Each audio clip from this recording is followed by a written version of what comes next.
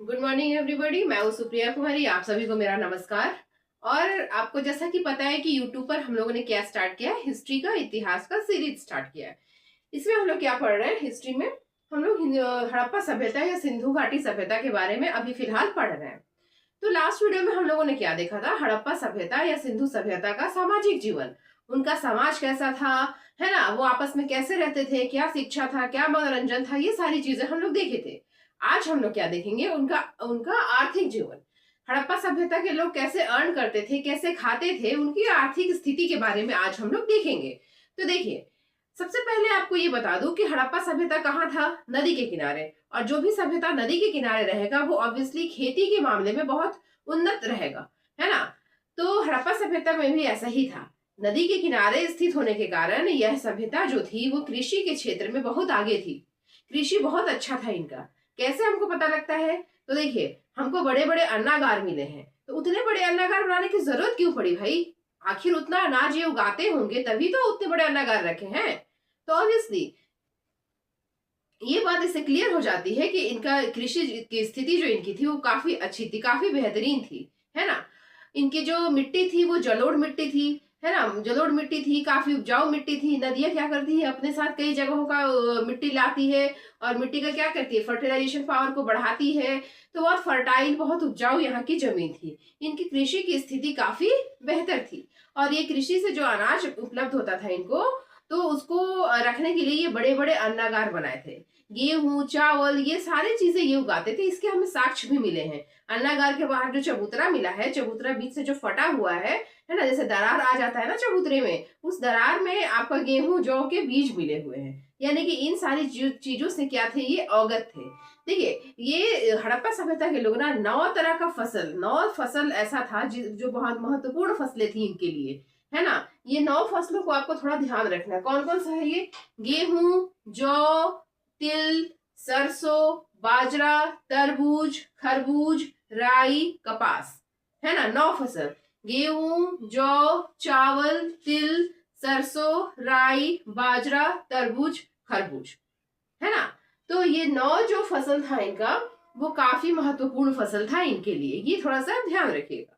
उसके बाद देखिए, सूती वस्त्र हमें मिला है यहाँ से। तो सूती वस्त्र किससे बनाया गया? कपास से बनाया गया। यानी कि कपास की सबसे पहली खेती हड़प्पा वालों ने ही शुरू किया था, हड़प्पा वालों ने ही स्टार्ट किया था। तो कपास की पहली खेती, यानी कि यहाँ पर कपास भी होता था, कपास की सबसे पहली खेती इन लोगों ने ही शुरू की थी, ठीक है। उसके बाद देखिए, लोथल से हमें चावल का चावल के मतलब चावल मिले हैं, चावल के दाने मिले हैं। मतलब ये साक्ष्य मिला है कि ये लोग चावल के बारे में क्या थे, जानते थे। रंगपुर, रंगपुर से क्या मिला हमें? धान की भूसी मिली है। तो धान हुआ होगा तभी तो उसका भूसी बनेगा। तो धान की भूसी मिली है, इससे भी हम लोग क्या पता लगा लेते हैं कि ये लोग धान या चावल के बारे में जानते थे। इस तरह से देखा जाए कि इनकी कृषि की स्थिति क्या थी, बहुत ही बेहतरीन थी, ठीक है। तो ये अपना आर्थिक जीवन, सबसे पहला आर्थिक जीवन में इनका क्या इंपॉर्टेंट था? कृषि था। ये अनाज उगाते थे, खाते थे, व्यापार भी करते होंगे इस अनाज का, है ना। मतलब एक जगह से दूसरी जगह ये बेचते भी होंगे और बदले में वहां से कुछ और लेते होंगे। तो इनके मिला जुला के इनकी आर्थिक जीवन में कृषि का एक बहुत ही बड़ा योगदान रहा है, ठीक है। उसके बाद हम देखते हैं पशुपालन। तो देखिए, पशु में ये लोग गाय, भैंस, कुत्ता, सुअर, खरगोश, बकरी, ये सारा कुछ पालते थे, ठीक है। ये सारा कुछ पालते थे। और इसमें जैसे कि आपको कहीं कहीं मिलेगा क्या, हाथी का कपाल मिलेगा। फिर कहीं क्या मिला है, हाथी का अस्थिर, ये घोड़े का अस्थि पंजर, यानी घोड़े का कंकाल मिला है। मतलब ये लोग इसके बारे में, जैसे सूत का गेंडोर से घोड़े का अस्थि पंजर मिला है, तो ये लोग इसके बारे में, मतलब घोड़े के बारे में जानते थे।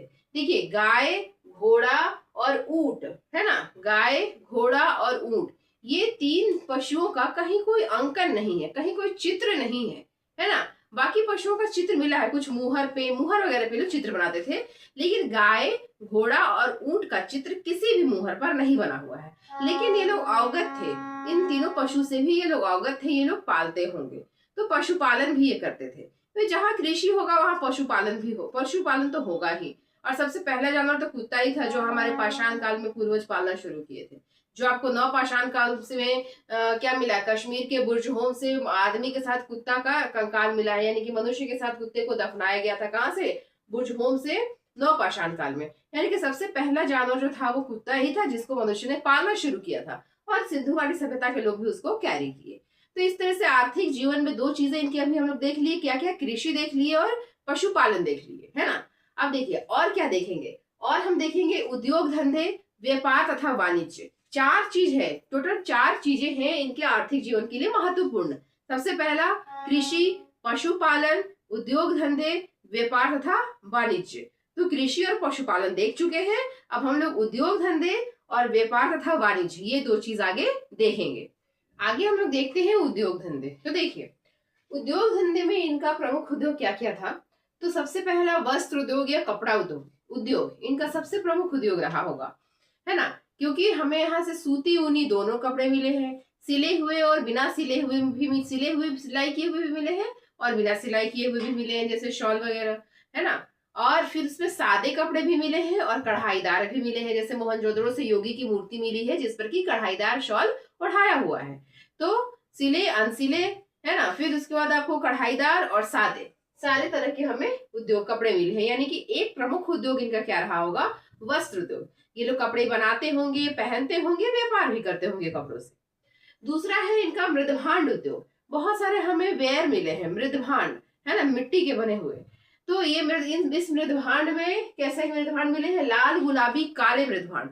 मतलब मृदभांड पर क्या करते थे ये लोग, उस कलर से बनाते थे, लाल कलर मिक्स करके, काला कलर मिक्स करके, तो इसलिए इसको बोला गया लाल गुलाबी काले मृदभांड। मृदभांड कैसा होता था, एक तो हाथ से भी बनाते थे ये लोग और दूसरा चाक पर भी बनाते थे। तो हाथ से बने हुए भी मिले हैं, चाक पर बने हुए भी मिले हैं, और सादे मृदभांड भी मिले हैं, जैसे सादा जो सिंपल हम लोग यूज करते हैं घर में, सादे मृदभांड भी मिले हैं और अलंकृत भी मिले हैं, उस पर चित्र वगैरह बना हुआ। लेकिन सादे मृदभांड ज्यादा मिले हैं, यानी कि सादे मृदभांड का प्रयोग ये लोग घरेलू यूज में करते होंगे, है ना, तभी तो वो ज्यादा मात्रा में मिला है। सादा मृदभांड ज्यादा मिला है, इसका तात्पर्य यही है कि वो लोग घरेलू प्रयोग में सादे मृदभांड को लाते थे। और अलंकृत मृदभांड भी मिले हैं, ठीक है।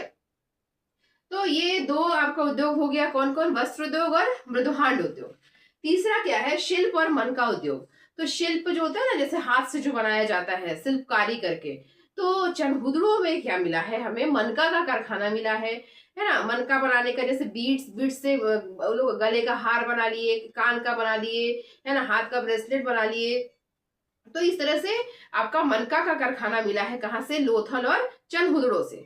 फिर हमें क्या मिला है, सीप बनाने का, जैसे सीप की चूड़ियां वगैरह आती है, तो सीप का कारखाना भी मिला है, कहाँ से, लोथल से। और एक ईंट भट्ठा मिला है, ईंट बनाने का भट्ठा मिला है, कहाँ से, मोहनजोदड़ो से, ठीक है। तो इस तरह से ये इनका उद्योग रहा है, कौन कौन, वस्त्र उद्योग, मृदभांड उद्योग और आपका ये शिल्प उद्योग, है ना, शिल्प और मनका उद्योग। तो ये इनका उद्योग में आता है, इंडस्ट्री में आता है। इन सब का क्या होगा, फैक्ट्री होगा, इंडस्ट्री होगा, जिसमें ये क्या करते होंगे, इसका प्रोडक्शन करते होंगे और प्रोडक्शन करके यूज भी करते होंगे। सारे के सारे तो यूज नहीं किया जाएगा, तो उसको फिर क्या करते होंगे, बेचते होंगे, दूसरे शहरों में, दूसरे देशों में जाकर ये व्यापार करते होंगे, ठीक है। तो इनका आर्थिक स्थिति में या फिर इनकी आर्थिक जीवन में एक महत्वपूर्ण आपका क्या रहा है, महत्वपूर्ण स्थान रहा है, किसका, उद्योग धंधे का। हम लोग कृषि देख लिए, पशुपालन देख लिए, उद्योग धंधे देख लिए। अब एक लास्ट क्या बचा है, व्यापार तथा वाणिज्य। कैसे ये व्यापार करते थे, ट्रेड एंड कॉमर्स, कैसे ये व्यापार करते थे दूसरे देशों के साथ, वो हम लोग देखते हैं। अब आगे हम लोग देखते हैं व्यापार और वाणिज्य कैसा था इनका। तो देखिए व्यापार ये लोग करते थे, कैसे हमें जानकारी मिली, तो हम साक्ष्यों से जानकारी इकट्ठा कर रहे हैं। तो मोहनजोदड़ो से क्या मिला है, 2 पहिया खिलौना गाड़ी मिला है, किसका, मिट्टी का और कांसा का बना हुआ। मतलब कि पहिया था तो ऑब्वियसली गाड़ी होगा तो व्यापार हो रहा होगा, ठीक है। फिर आपको चनहुदड़ो से भी मिला है क्या, 4 पहिया वाली खिलौना गाड़ी, यानी कि 4 पहिया के भी वाहन थे उनके समय में, ठीक है। फिर क्या मिला है, लोथल से पत्थर का एक बड़ा पहिया मिला है, ठीक है। और बनवाली से क्या मिला है, बैलगाड़ी के पहिए के निशान मिले हैं। तो इन सारी चीजों से हम ये क्या अनुमान लगाते हैं कि व्यापार में इन गाड़ियों का अहम हिस्सा रहा होगा, अहम रोल रहा होगा, ठीक है। फिर देखिए मोहनजोदड़ो से क्या मिला, तो ये तो हो गया स्थल मार्ग के लिए कि हाँ ये लोग वाहन से स्थल मार्ग के थ्रू क्या करते होंगे, व्यापार करते होंगे। अब ये स्थल मार्ग के अलावा जल मार्ग से भी व्यापार करते थे, उसके भी हमें साक्ष्य मिले हैं। कैसे साक्ष्य मिले हैं, देखिए मोहनजोदड़ो में क्या मिला है, नाव का चित्र मिला है, ठीक है। फिर आपका लोथल में क्या मिला है, गोदीवाड़ा मिला है, बंदरगाह मिला है और मिट्टी का नाव मिला है। कहाँ से? लोथल से। तो इससे पता चलता है कि ये लोग स्थल मार्ग से भी क्या करते होंगे, व्यापार करते होंगे। ठीक है, उसके बाद देखिए इनका जो व्यापार था ना वो आंतरिक भी था, मतलब एक शहर से दूसरे शहर, हड़प्पा से मोहनजोदड़ो, मोहनजोदड़ो से चंद्रहुदड़ो, चंद्रहुदड़ो से लोथल, ऐसे भी व्यापार करते थे। साथ साथ अंतरराष्ट्रीय भी करते थे, जैसे आज हम करते हैं ना, भारत अमेरिका के साथ व्यापार कर रहा है, चीन के साथ, जापान के साथ, तो ये लोग भी अपने दूसरे देशों के साथ भी, समकालीन सभ्यताओं के साथ भी व्यापार करते थे। कैसे पता चला हमें? तो देखिए इनकी समकालीन सभ्यता कौन है? मेसोपोटामिया, मिस्र, है ना, मिस्र की सभ्यता। तो मेसोपोटामिया, मिस्र की सभ्यता, इन सब से क्या है कि ये क्या करते थे, जल तथा स्थल दोनों मार्ग से व्यापार किया करते थे। ठीक है, जब ये जल मार्ग से व्यापार करते थे तो बहरीन आता था बीच में, और जब स्थल मार्ग से व्यापार करते थे तो ईरान आता था बीच में, जिसको पार करके जाना होता था। और कैसे पता चला? तो लोथल से भी मुहर मिली है, किसका? मिस्र की सभ्यता का। मिस्र की सभ्यता का मोहर मिला है, कहाँ से? लोथल से। और उधर भी मिला है, हमारे यहाँ का मोहर मिला है, कहाँ? आपका मेसोपोटामिया और मिस्र में। मतलब जब मुहरें दूसरे देश की मिली दूसरे देशों में, मतलब कि ऑब्वियसली वहां से व्यापार किया जाता रहा होगा। ठीक है, और एक अभिलेख मिला है, कहाँ? सुमेरियन, सुमेरियन अभिलेख में, सुमेरिया की सभ्यता से सुमेरियन अभिलेख में क्या एक वर्णन किया गया है, क्या वर्णन किया गया है? एक क्षेत्र का वर्णन किया गया है कि यहाँ से व्यापार होता था। किसका वर्णन किया गया है? मेलुहा।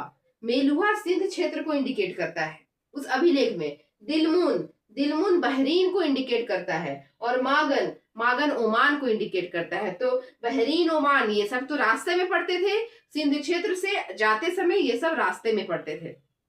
तो इस अभिलेख से ये अंदाजा लगाया जाता है कि हड़प्पा सभ्यता वाले लोग अपने समकालीन सभ्यता, मेसोपोटामिया, मिस्र की सभ्यता इत्यादि के साथ क्या करते थे? जल तथा स्थल मार्ग से व्यापार करते थे। व्यापार करके यहाँ की वस्तुओं को वहां ले जाते थे, और वहां से फिर इनके यहाँ पर वस्तुएं आती थी, या बदले में पैसा या जो भी हो, मुहर आता होगा। ठीक है, अब हम लोग देख लेते हैं कि कहाँ कहाँ से कौन कौन सी चीजों का निर्यात या आयात किया जाता था हड़प्पा सभ्यता में। तो देखिए इन सारी वस्तुओं का क्या किया जाता था? आयात किया जाता था। क्या क्या? सोना, चांदी, तांबा, टीन, शिलाजीत, सेलखड़ी, शंख तथा कौड़ियां, इन सारी चीजों का आयात किया जाता था। मतलब सिंधु सभ्यता के लोग इन सारी चीजों को दूसरे यहाँ से खरीद के लाते थे। सोना अफगानिस्तान, कर्नाटक से लाते थे। चांदी अफगानिस्तान और ईरान से मंगवाते थे। तांबा खेतड़ी, राजस्थान से मंगवाते थे। टीन अफगानिस्तान तथा ईरान से मंगवाते थे। शिलाजीत जो कि आयुर्वेदिक जड़ी बूटी है, ये हिमालय क्षेत्र से लाते थे। सेल खड़ी कहाँ से लाते थे? राजस्थान तथा गुजरात से लाते थे। और शंख और कौड़ियां भी कहाँ से आयात करते थे? गुजरात से करते थे। तो इन सारी चीजों का ये आयात करते थे इन सारे जगहों से। ठीक है, तो इस तरह से हम देखें कि इनकी आर्थिक स्थिति भी क्या थी? काफी अच्छी थी, काफी सुदृढ़ थी। ये लोग अपना आयात निर्यात करके, कृषि करके, पशुपालन करके, उद्योग धंधे करके, व्यापार करके उस समय भी क्या करते थे? काफी अच्छी इनकी जीवन प्रणाली रही थी। ठीक है, तो अब हम लोग ये सारे देख चुके हैं। अब इसमें क्या बचा है? लास्ट टॉपिक क्या बचा है? इनकी कला और संस्कृति, कि क्या क्या ये लोग बनाते थे, कैसे बनाते थे, मूर्ति बनाते थे, कैसे क्या तरीका था उनका। तो ये लास्ट एक टॉपिक बचा हुआ है, उसके बाद आपका हड़प्पा सभ्यता समाप्त हो जाएगा। तो उम्मीद करते हैं कि आपको सीरियल बाय सीरियल सारे क्लासेस अच्छे से समझ में आ रही होंगी।